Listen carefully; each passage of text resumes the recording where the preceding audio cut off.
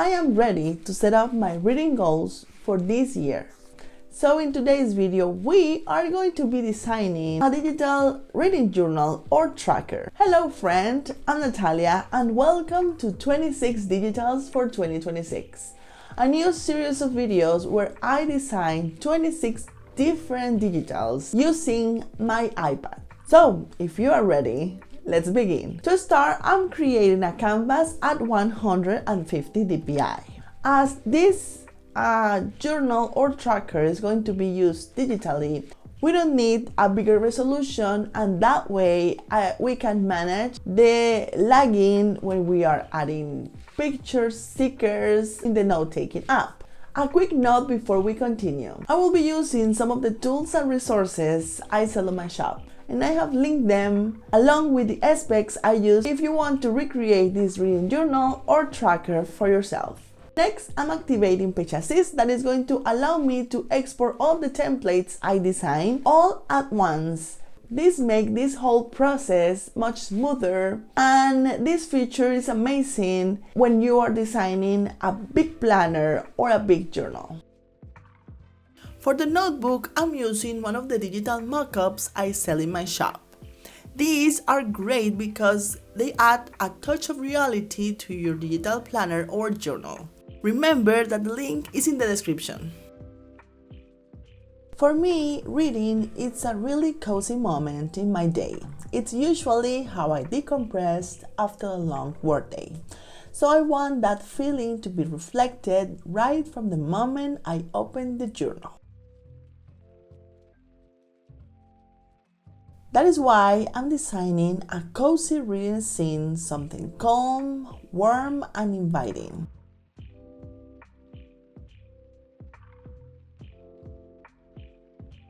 I'm using one of the best sellers in my shop, my shape brushes, which I recently updated. These brushes are perfect for creating clean, flexible shapes in PROCREATE. They are full resolution and you can use them both for digital and printable designs. This is an introduction page where I add how many books I plan to read this year, my favorite genres, and the genres I'm ready to explore.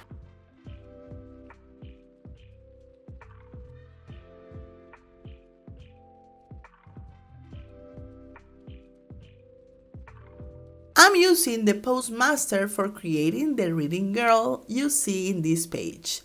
I'm just building the pose and draw freely in a layer on top.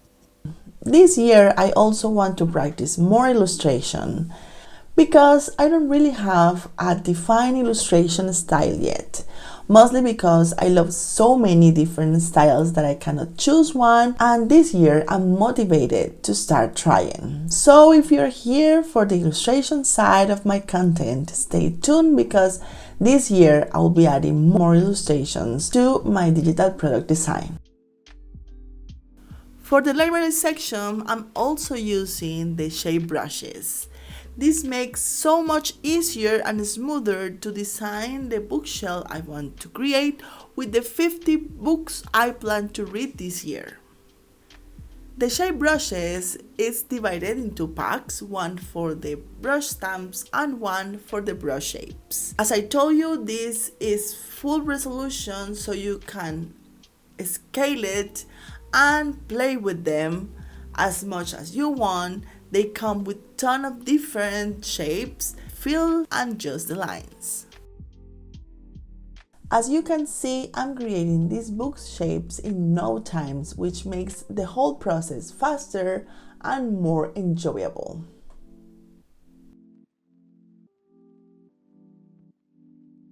Next, I'm creating the yearly reading tracker, again using the shape brushes. For me, reading on my e-reader feels like a luxury, but I also enjoy audiobooks from time to time. So my personal goal for this year, reading-wise, is to read at least 50 books. And if you're designing your journal along with me, remember that you should adapt your journal to your needs and your goals. For the TBR section, I'm continuing with the layout I used in the last year's journal. I like to divide my month in a TBR list, a new releases list, and a recommendation list. I'm also adding a DNF list. This system really helps me decide what I want to read next without feeling overwhelmed. For the book review template, I want to keep things simple and clean, adding a space for basic book information, ratings, and spice trackers, what I like and dislike, and an overall thoughts. Just enough to capture my reading experience without cluttering the page.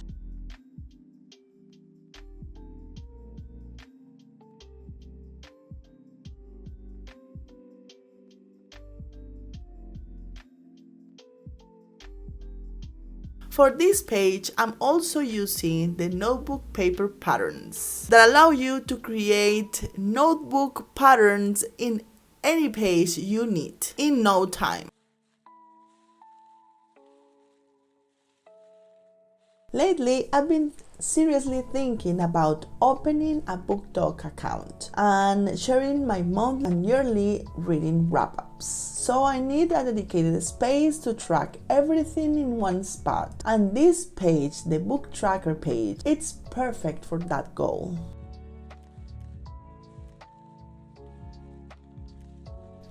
Now that I have all the templates ready, I'm going to export the files and add the hyperlinks in another platform. Usually use Keynote for that goal, but for this journal, I want to use a new platform called Affinity Publisher, but that is going to be for the next video. So that's it for this video. Thank you so much for watching.